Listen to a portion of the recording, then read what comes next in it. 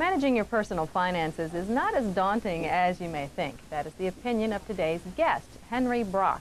He's a certified public accountant and a financial planner and is now out with a book called Your Complete Guide to Money Happiness. Welcome to the Airport Network, Hank. Thank you. Well, a lot of people balk at the idea of having a budget. Sounds like going on a diet. Yet you talk about money happiness. Can these two things coincide? Well, we've always been told that money can't buy happiness. And yet the thesis in my book is that if the purpose of life is to discover happiness, and if we're going to spend 30, 40 hours or more per each week in the pursuit of money or income, then money ought to have something to do with happiness. It depends a lot on how we choose to manage it and make our financial decisions. A lot of people probably feel like their money is controlling them and their finances are controlling them instead of the other way around. How can you go from, let's say, it being in the red to being in the black? Well, fundamentally, people have to decide whether they're going to make financial decisions according to ego criteria or according to happiness criteria. Most of us make decisions according to ego criteria.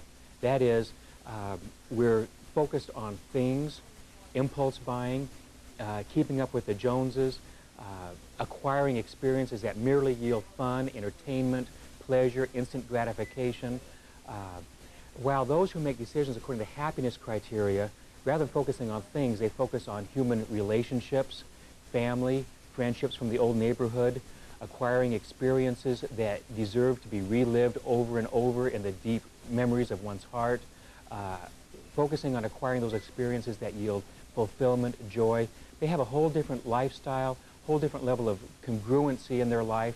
They live long term. The people who make decisions according to ego criteria end up slaves to and in bondage to debt, while those who have a longer term perspective tend to balance spending with saving and just live completely different lives. Let's say you've got kids at home, you're getting ready for them to go to college, but you've also got to worry about your retirement. Which should come first? Should one take precedence over the other? Unless adequate provision has been made for retirement, I believe that that comes first. That is because we as breadwinners, our first obligation is to our spouse. Our children, by the time they're 18, hopefully we've done a good enough job in raising them that they have some level of goals that they've set for themselves. They want to go to college, and they can work their way through. Many kids work their way through. But if something were to happen to us, it would not be a pleasant scene to have our spouse destitute or needy at retirement time. Home equity loans and second mortgages, what's your opinion on that? In the days of the Great Depression, if somebody had a second mortgage on their home, it meant they were in financial straits. These days, the banking industry has renamed and repackaged the second mortgage into something enticing called the home equity loan.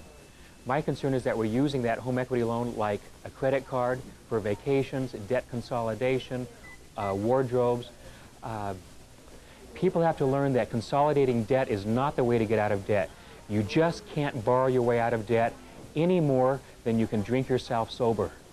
Okay, well, on those words, I think we've gotten quite a lot to think over today from our guest, Henry Brock, and his book is The Complete Guide to Money Happiness. Thanks for joining us today. Thank you.